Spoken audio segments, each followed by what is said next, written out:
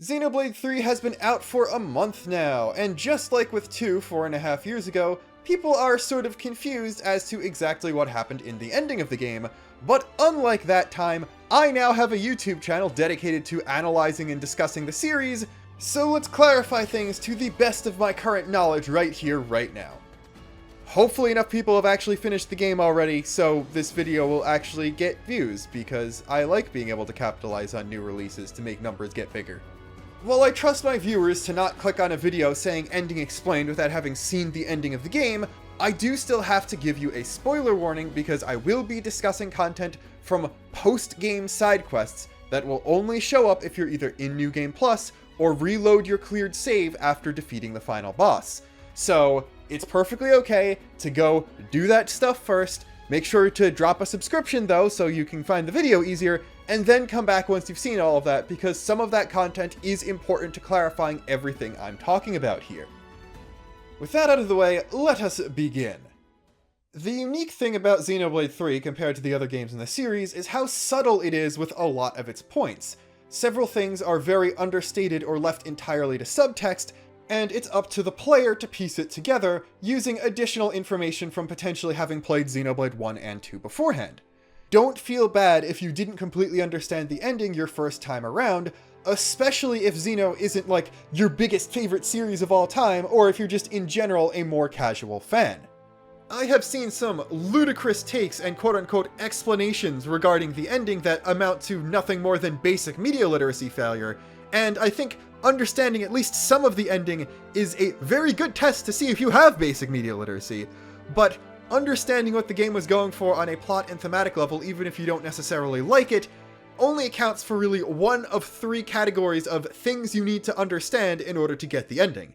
The second category is, as I've been talking about beforehand, the subtly explained things or stuff that's not directly stated to the player, and that's the stuff that you are very likely to miss on your first go-around. And then the third category, I don't really have any better way to put it, it's the Nia category, because she has two very important exposition dumps.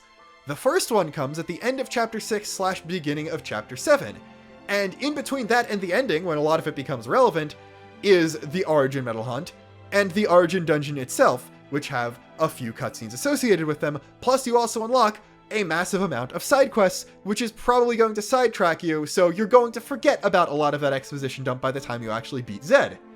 And then secondly, her post-game exclusive hero quest contains a bit more subtext and explicit, overt text that would have been really nice to know before seeing the ending for the first time. So yeah, that's stuff that just straight up should have been in the main story that was probably taken out of it and stuck into post-game. So with all that preamble out of the way, let's actually get to directly explaining the ending of Xenoblade Chronicles 3. The ending is definitely a lot more ambiguous and a lot more bittersweet than those of 1 and 2, which, I mean, fits the rest of Xenoblade 3. Overwhelming melancholy is probably the best two-word description for the game I can think of, but it's actually a lot more on the sweet end of bittersweet than you might initially think. And I'm going to just straight up say that my thesis statement for this entire video is, if you think the ending is not a happy ending, you did not understand it, and I'm going to try and prove that throughout everything else I have to say. Picking up after the gameplay portion of the final boss fight, the first thing that might confuse you is why N and M needed to sacrifice themselves in the first place. The key is the line about how they embody the same desire as Zed. Mobius is just conglomerated human wishes to remain in the Endless Now, formed by their fear and uncertainty as to whether or not the Origin plan would actually work when the worlds were about to collide. N and M desire a different Endless Now than that, just one where they can be together, but because they have the same base desire as all of humanity locked in Origin, them even existing powers up Zed, so their sacrifice actually weakens him enough so that everything else that's been thrown at him for the past hour of gameplay will actually finish him off. In a bit more of a speculative sense, I think it also helps the Noah and Mio we play as activate Origin properly with less risk of something like Ionios happening again. We learn that everyone is a bit Mobius, because feeling the emotions that make up Zed when you're faced with the fear and uncertainty of a future you can't possibly know anything about is a very human thing, So I think a version of Noah and Mio that completely gave in to the Endless Now dying right before Noah and Mio have to use Origin and hope it doesn't screw up and create another Endless Now helps that out a little bit. Because keep in mind, the entire assault on Origin was basically just taken on blind faith that things would work out somehow. They did not know if defeating Zed would actually work in the first place, or even if they did and regained control of Origin, whether or not it would be able to work properly this time. So I think that the fact that the Queens gave the option of whether or not to do that or become Mobius to the party instead of just using the keys they had themselves was also based on the fact that they had more Mob in them than Noah and Mio at the time, in addition to the usual giving the next generation a chance to seize the future for themselves thing that is really Xenoblade in a nutshell. The entire scene that takes place on the big grassy bluff with the Queens talking to the party and the images of the two Earths up in the sky, that is not real. Now, I know there's a conversation earlier in the game about how Ionios itself might not actually be real, and there is actually some wiggle room. That's worth another video in and of itself, but it's not entirely certain as to whether or not Ionios is literally the worlds of Xenoblade 1 and 2 frozen mid-collision, or a patchwork recreation of the two of them after Zed took control of Origin, but that's not what I'm talking about here.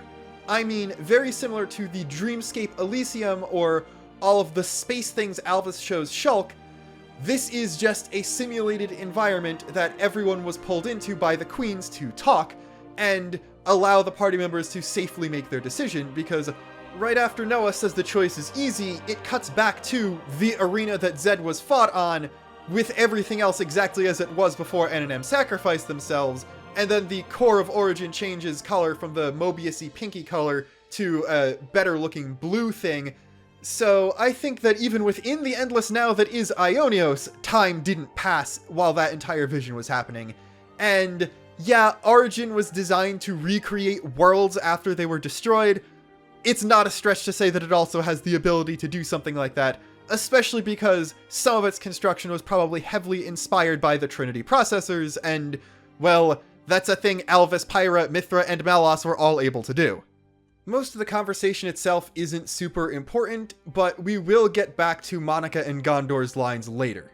Far as I can tell, the sunrise just means the usual metaphorical stuff it means when something like that happens near the end of a piece of media, and it also seems like the two sets of protagonists went to their respective nation's castle for a bit, because while the time of day seems roughly the same, it does look like there was at least a small time, at least relative to Ionios, skip in between that part of the scene and Noah chucking Lucky 7 off the side of the castle. Him doing that is just for symbolism. It is symbolic of the guy who literally never wanted to fight in the first place, not having to fight anymore. Sure, freeing people from the flame clocks meant that the people of Ionios were able to choose not to continue fighting each other, but Noah was still Ouroboros, which meant that he was one of the few people in the world capable of freeing people from the flame clocks and taking the fight to Mobius in the first place, plus he's a decent enough guy so he wouldn't leave the rest of the world to its fate. So it did take until now before the final people who were stuck in the system were capable of choosing the path they themselves wanted. Yes, he could still summon his blade back to his hand whenever he wanted after he does this, but he doesn't need it anymore, so he never would. Then we cut to everyone together again, the ending theme starts playing, and we get something that blindsided way more people than I thought it would. The fact that everyone is now saying goodbye to each other, as the Endless Now stopping means the two worlds will be separate once again. This was actually telegraphed very, very hard earlier in the game. There is some greater elaboration on this locked behind Nia's post-game hero quest, but it is outright stated in her speech earlier on when she explains Origin for the first time, that its purpose was not to merge the two worlds together. All Origin was supposed to do was reboot the world to their previous states after they collided and destroyed each other in a massive annihilation event. It was not designed to merge the two worlds together whatsoever, simply recreate them as they were prior to destroying each other, and it was this process of rebooting the worlds that was halted and interrupted by Mobius creating the Endless Now.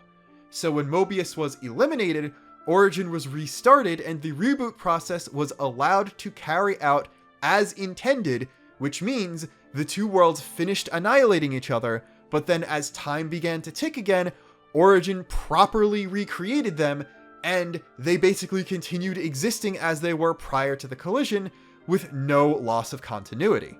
There is, of course, the existential conundrum that arises in certain things like this in sci-fi, where people are destroyed and recreated seemingly exactly the same as they were, where just because someone has the same DNA and memories of a previous version of themselves doesn't necessarily mean they're the exact same person, but even that doesn't seem to be an issue in this case, as it is explicitly stated that Origin also contained people's souls.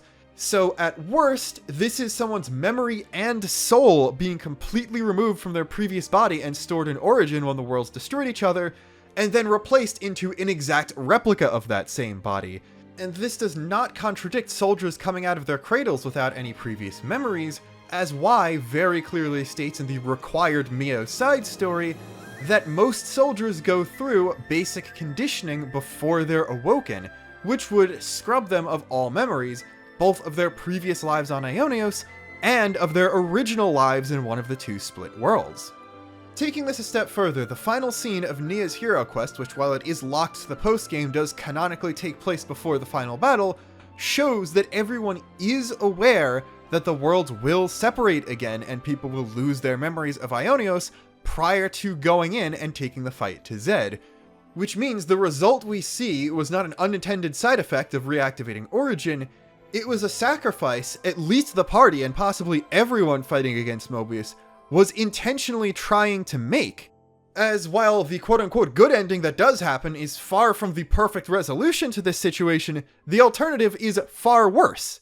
If the party lost, everyone still alive would have gotten wiped out by Mobius, who would then go on to use Cradles to make more soldiers and start the endless war again to sustain themselves, but this time there wouldn't even be a city to provide a third faction and help create Ouroboros, so the fighting would continue uninterrupted until annihilation events slowly ate away at what remained of Ionios' land area, and everything ceased to be because even Mobius cannot have eternity. With that additional context, the whole goodbye scene probably makes a lot more sense to you now, and the only things that might be confusing to you are seeing heroes that you did not necessarily unlock in your playthrough when it pans over people from both nations, with the most confusing one being an adult Ethel.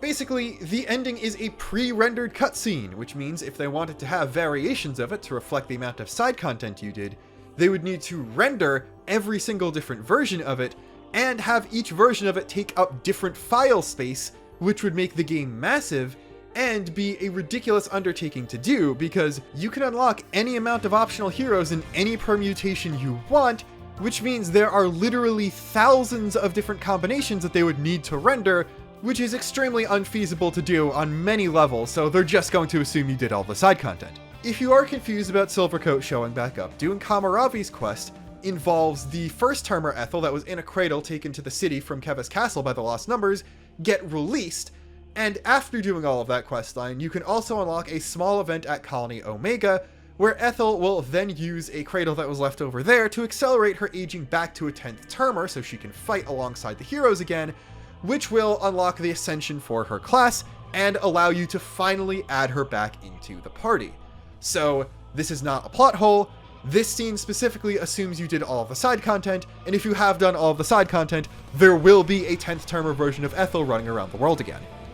And so, the party members say their heartfelt goodbyes, the queens offer a few words, and as Origin kicks into gear, the worlds begin to separate again, and soon everything fades into light, time begins to flow again, and we're returned back to the rest of the opening cutscene, as a young Noah, the original Noah, and his friends carry on with their lives in the world of Xenoblade Chronicles 1.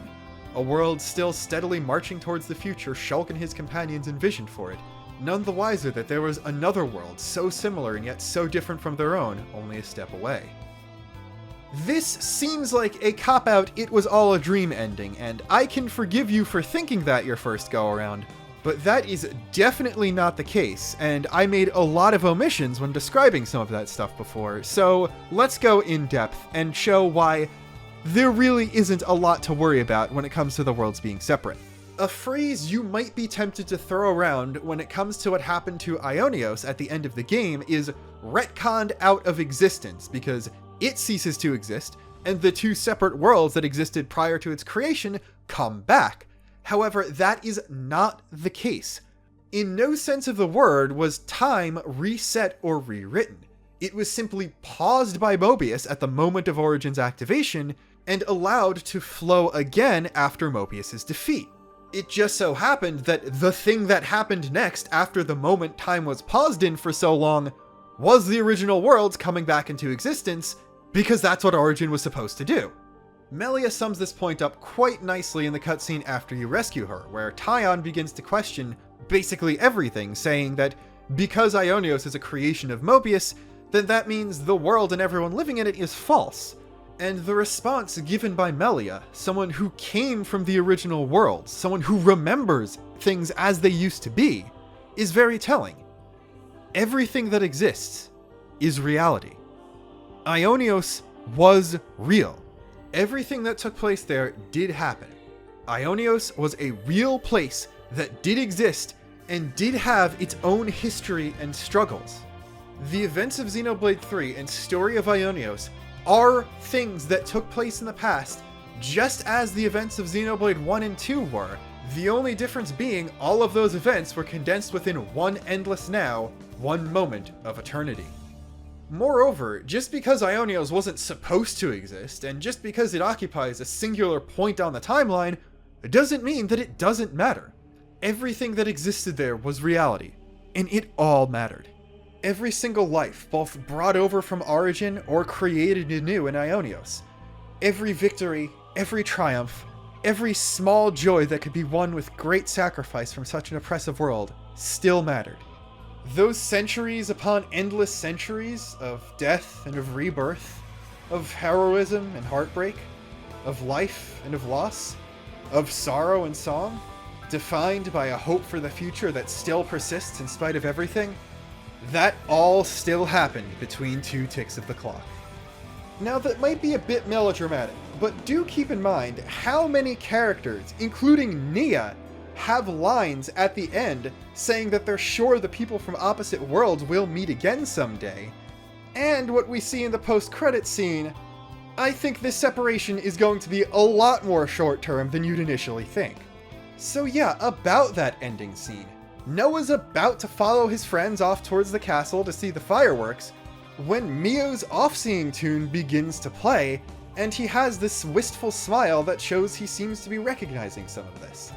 Now, obviously, everyone in the plaza isn't literally hearing this song play. This is just symbolic of some form of memories of Ionios kicking in Noah, because before Time Freeze happened, he just had the memories of his own childhood. But when he was created after the Endless Now, he should also now have some small undertones of his memories from Ionios. And that's because, well, it's still the same Noah's soul that was stored in Origin.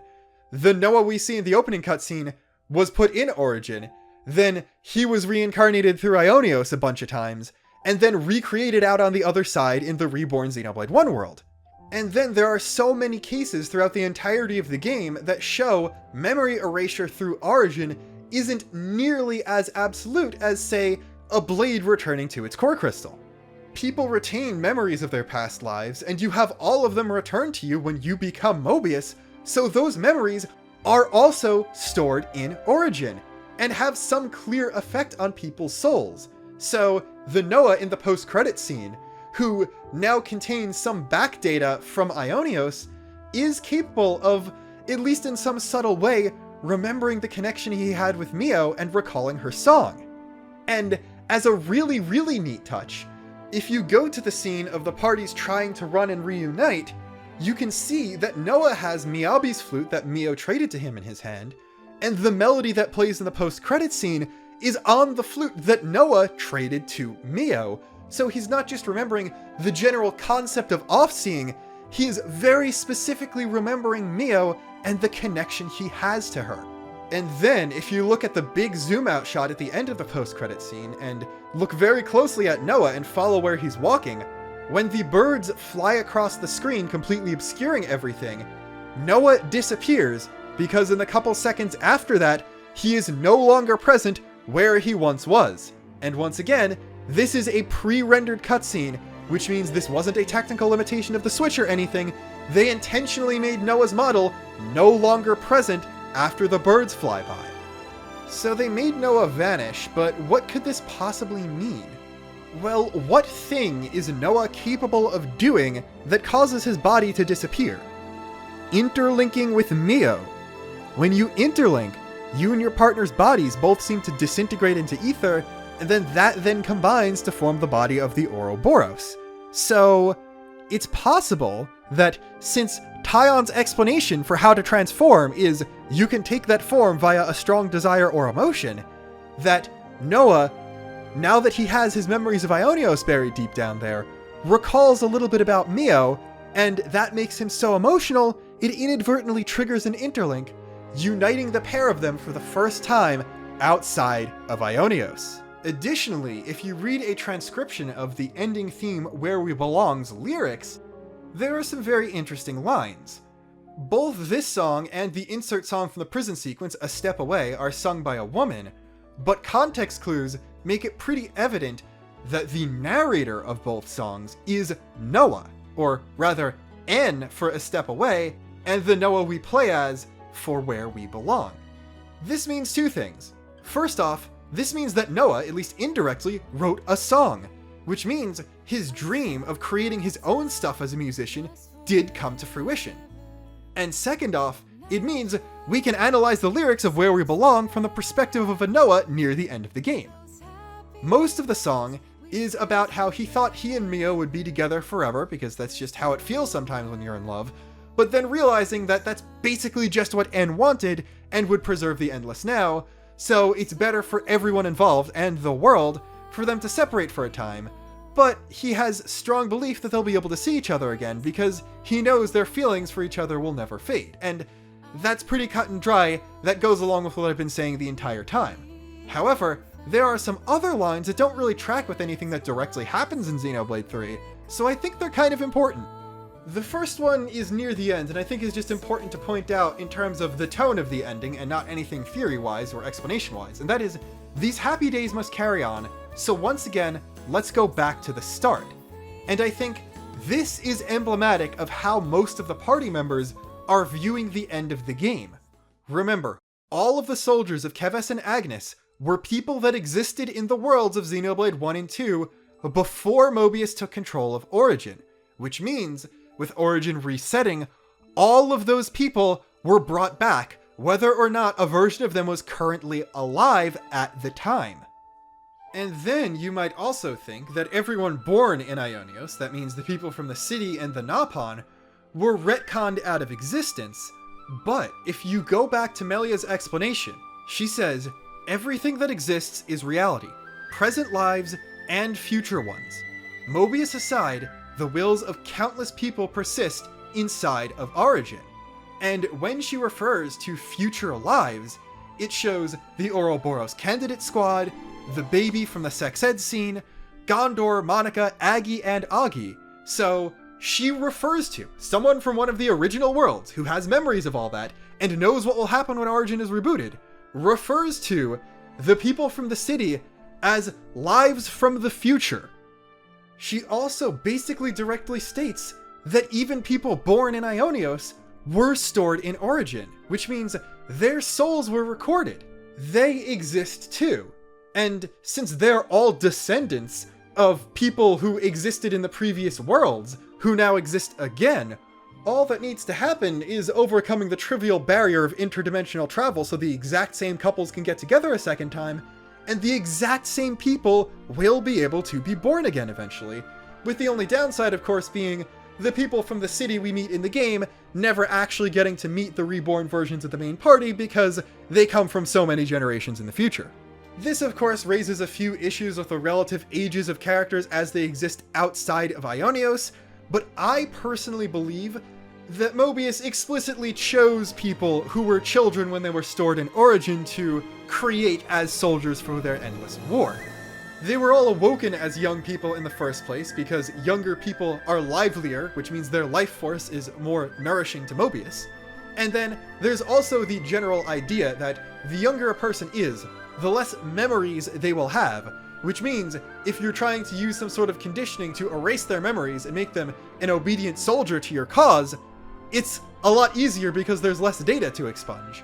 And there's also, again, a line from Melia where she talks about her dream of youths fighting, and while this can obviously apply to just the fact that everyone awoken as a soldier is in the body of someone between 10 and 20 years old, I also think this is Melia, who does not look too much older from Xenoblade 1, viewing these people as children relative to her. So I don't think we're going to have a particularly big issue of 18-year-old Mio meeting 88-year-old Taion and trying to start up their friendship again, but it's completely awkward because he was a grandfather before she was born. This is, of course, backed up by the fact that we see the entire Keves quartet as young children in the beginning and ending scenes, and one other small thing about an Agnes character I'll get to later. So from the Queen's perspective, all of Ionios and the entire fight against Mobius was a twofold reaffirmation that the future is going to be bright, because they got to see both the immediate next generation, that is, the people who were put into Origin as children, and the far future descendants of those people succeed, which means they both know beyond a shadow of a doubt that even long after they're gone, there will always be young people with the will to shape worlds for the better to pass the torch on to. Then from the perspective of the party, what's going on? Well, everyone's been freed from the shackles of the Flame Clock and death and rebirth at the hands of Mobius, and the worlds will be reconstructed, which will put everyone back in the life they had beforehand, which means the cycle technically is going to continue for one more iteration, but this is the last one. Basically, the soldiers of Keves and Agnes are going around the Mobius strip one more time. Everyone gets one last chance at life, except this time they are given a full lifespan and the freedom of choice to make it the kind of life they want to live, with no fighting necessary unless they really want to pull a Rhine and join the defense force in what seems to be a time of peace. And while of course things can go wrong and those worlds are not going to be perfect, you have to remember what those worlds are. They're still the futures of Xenoblade 1 and 2, and we know the people who were set up to shape the world after the end of those games pretty well, and I'm pretty sure that they do a much better job at making a world children could grow up in safely than Mobius. Anyone who is screwed over by Ionios being Ionios is getting another chance in a world that isn't actively hostile to their existence, which means in the far future, there will be a Shania who, while she might still not have the greatest mother, will also not have the expectations of her family placed on her, or a father and sister who died in battle. And she's probably still going to have a best friend named Gondor, who might also have some small memories of her past life that might give her an indication she needs to change up the way she's supporting her friend and getting her through tough times. So anyone who is given the short end of the stick in Ionios, which is going to be a lot of people, because Xenoblade 3 is very heavily on the nurture end of nature versus nurture, and Mobius are kind of the worst people to nurture children, is going to have a chance in a world that is going to give them a much, much kinder upbringing than they could ever find in the Endless Now. Basically, from the character's perspective, the ending is less, wow, that's kind of bad, we got rid of Mobius and stopped the Endless Now, breaking the cycle of the Flame Clocks, but now the worlds are going to be separate and we're never going to see the people we love again, and more, okay, we're going to have to say goodbye to a lot of people we care about, because we're going to be separated, potentially for a long time. Long enough where we're going to forget almost everything about each other. But we will meet again, so keep the faith until then. And then Noah turns into the camera and says, alright, let's do this one more time. Properly. So, remember when this was about song lyrics? Because I barely do. Anyway, I promise the other lyric I need to talk about is going back to the thread of Noah potentially interlinking in the post-credits scene. And that is, the first two lines of the chorus are, I see you peacefully, you're in your dreams. Now, because of poetic license, I'm not sure if this means Noah watches Mio sleep, or if he's just looking at her when her head's in the clouds daydreaming. But it doesn't matter because neither of those things really happens in the story or is implied to at any point. So it's possible that this song might not be from the perspective of endgame Noah, but post-game Noah, writing lyrics from what little snippets of memory of Ionios he can recall, and from the interactions across the world he is able to have with Mio in the present timeline. without giving away other Xeno games, having a fated romantic partner and memories of them in your dreams and seeing them in special ways through stuff like that is very on brand for this series, so I wouldn't be surprised if Noah and Mio, not even the queens, are the two people who recall their memories from Ionios the most strongly. Now keep in mind, from the perspective of basically anyone in either world, Origin worked at some point, but it worked so well that we didn't even feel the moment the worlds were destroyed and recreated. And okay, maybe I have these weird emotions or snippets of memory in the back of my head, but that's a thing people always have. I'm not going to jump to conclusions about there being an endless now world in the moment it was supposed to activate, and I actually lived hundreds of lives where I died in battle a bunch of times. That's not going to happen.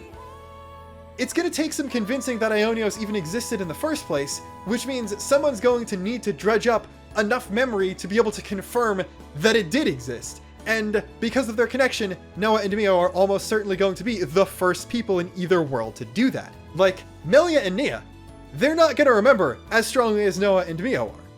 After the anniversary celebration, Melia is going to finish watching the fireworks, probably have dinner, hang out with her friends and family, then go back to her bedroom, pop open the interdimensional Zoom call, and confirm with Nia, yep, Origin worked. That was great. It was wonderful working with you. I hope we can stay in touch. What about book clubs on Fridays?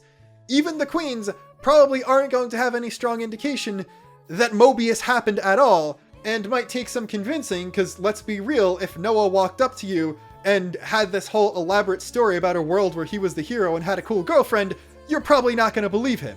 So there's going to be some process in everyone recalling Ionios, but I think they will, hopefully without the trauma of dying hundreds of times, eventually. What I say next is purely going to be based on headcanon, but it's a very useful tool for setting up the last point I need to make about the ending. This is the story of a young man named Noah. He lives in the town outside the capital of Alchemoth, the city from which Her Majesty Melia Antuco reigns. He has three best friends named Uni, Lance, and Yorin, and looks up to an older boy named Chris, wanting to be a musician just like him.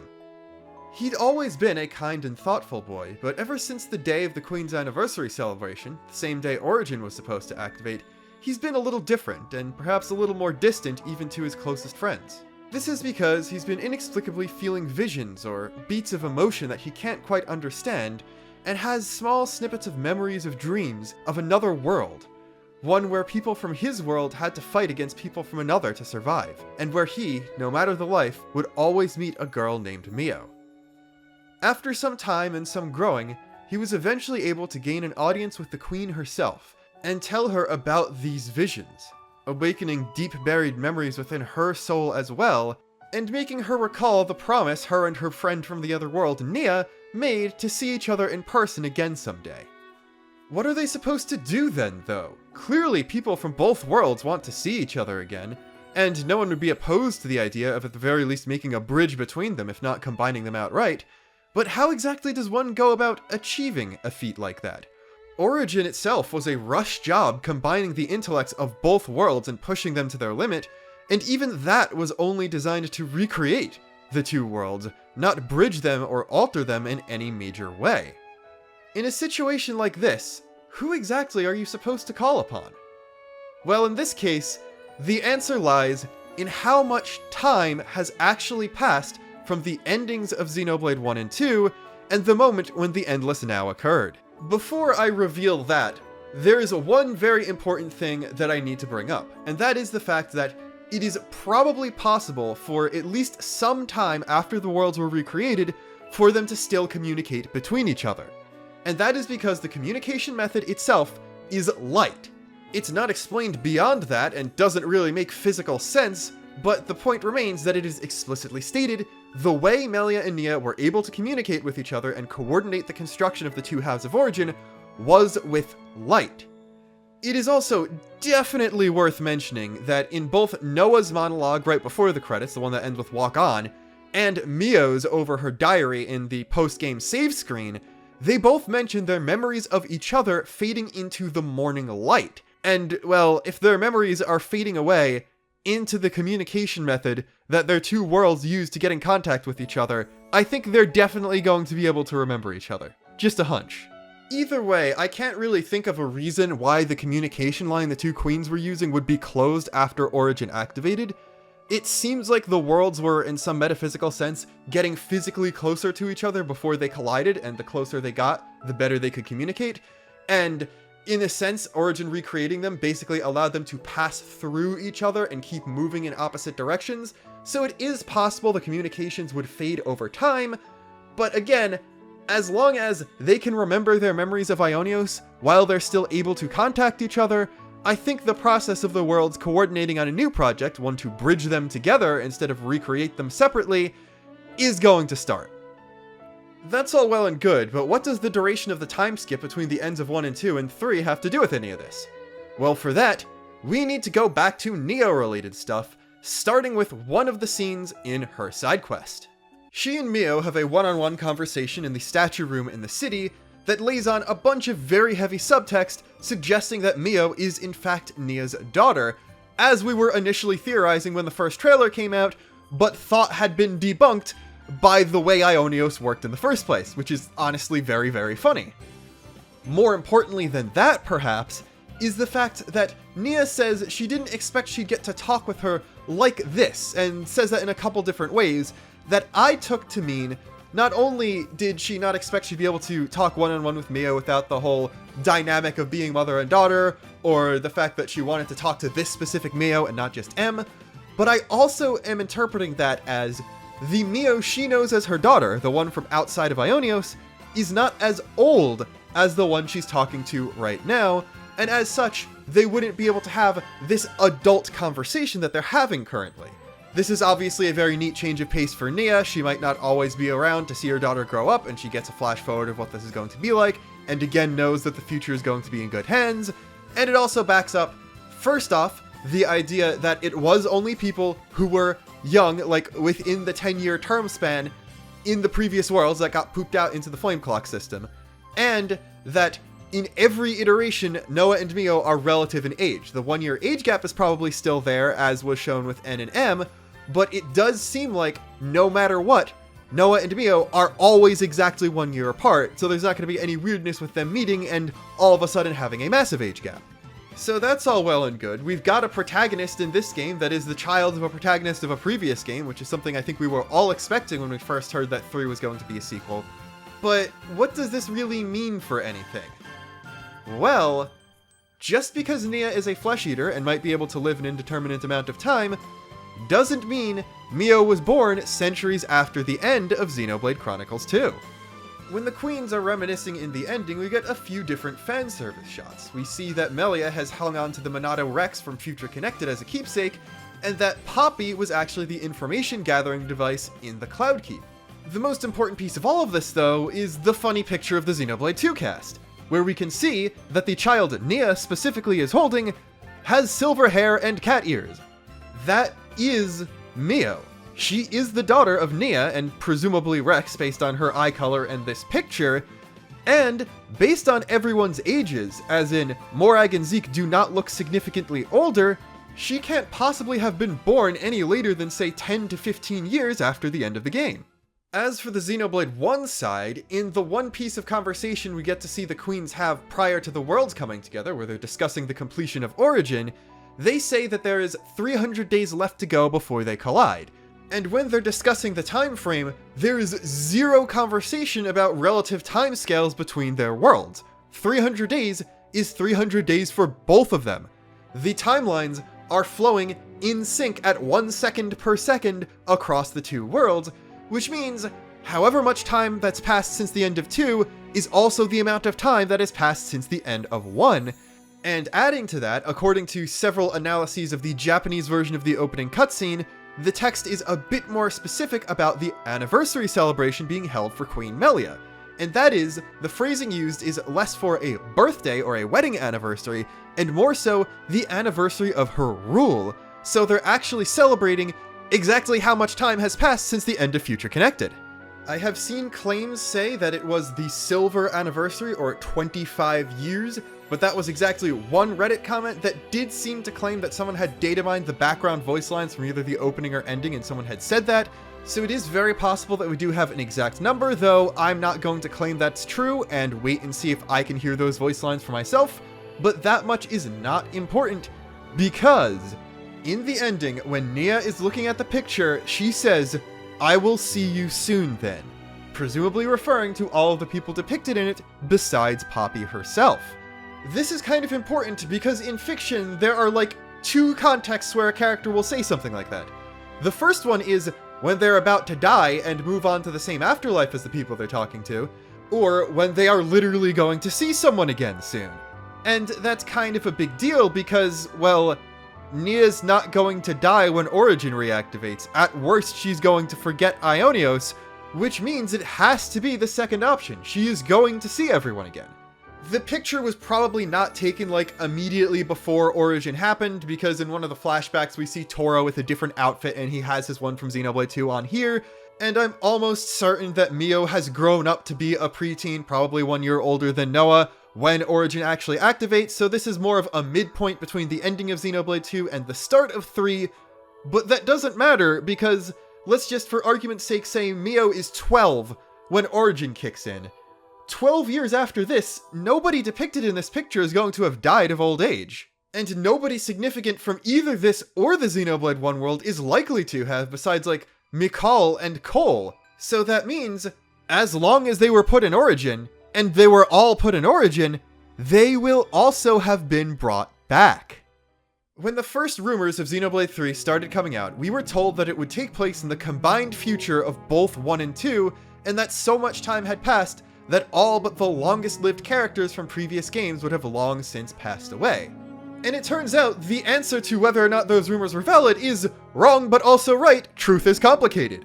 Has a massively long time passed? Yes. Has everybody except Melia and Nia died? Yes, but only in Ionios. In the 2 parallel worlds that existed both before and after the Endless Now, they are still alive as long as they were alive when Origin went into effect, and since it has been at most 30 years since the end of both games, pretty much everybody still will be. It's worth noting that a time skip on the scale of 25 to 30 years actually makes a lot of sense if you assume that everyone born to the Flame Clock is a person who was already a child within the 10 to 20 age range in the previous worlds, because given a quarter of a century after the ending of both games, we have cultures mingling that would not have previously, and we have unprecedented times of peace, which means a lot of children and a lot of interracial children will be born, which makes the NPC designs make a lot more sense, and the fact that literally every character in this game besides the 2 queens is someone new. So then, it's after the end of Xenoblade 3. Noah and Mio have regained some of their memories of each other and realize that there's another world that people would definitely like to access. It's also probably likely that Senna and Taion are friends of Mio in that world as well, like they were in Ionios. And we'll throw Kairi in there, because I think Kairi is kind of the Yorin for the Agnes trio. She just doesn't have as tragic things happen to her. Then after that, what do these kids with memories do? Well, if they remember how Origin worked, all they really need to do is go talk to people who were in charge of the project. For Mio, that's very easy, she literally just needs to call up her mother, but for Noah's end, that might be a bit more difficult. As far as we can tell, none of the Keves gang is directly related to anyone from Xenoblade 1, and if they had a close connection to Queen Melia, they probably wouldn't be running towards Alchemoth to go see the ceremony. They'd have been specially invited and watching it with her. That might make it very difficult for them to get an audience with Melia, but I have a strange feeling that as long as this world's version of Noah also looks up to this world's version of Chris, the fact that Chris seems to be descended from a certain Homs engineer would very likely get Noah's foot through the door. And then, once the queens know about all this stuff, well, as long as their method of communication is still open, they can just regather all of the intellects it took to build Origin and work on a new project between the 2 worlds. This time one to bridge them together instead of recreating them and forcing them apart. Such intellects like Teelan and Tyrea, Tatazu, Linada, Adenine, Nicole, Tora, and Shulk. If you think something so simple as interdimensional travel is going to keep people like that down for very long once they know that they have a good reason to figure it out, I don't think you've been paying much attention to this series. Noah and Mio will meet again. The casts will be reunited, and they will march towards the future hand in hand. It is only a matter of time, and the only question that remains is whether or not we're going to get to see that directly in DLC or implied in flashbacks in a future game. And that is all I've got. I obviously glossed over a lot of more minor things or things that warranted their own video, like how exactly the races of Ionios work, the way Ouroboros and Lucky 7 actually work, or stuff about Riku and the founding of the city and all of that kind of stuff. But this is just about the ending and basically clearing things up for the sake of people who thought it was a time reset and nothing mattered at all, or thought that it was unnecessarily sad for what actually happened in the game and stuff like that, and not entirely delving into all the real mysteries of Ionios, which I promise you I do have a lot of potential answers for. So thank you to all the patrons whose names you see on screen now, or did beforehand if they faded out already. Remember to like, comment, and subscribe. Stay tuned for more Xenoblade 3 content. And until next time, this is Luxon, signing off.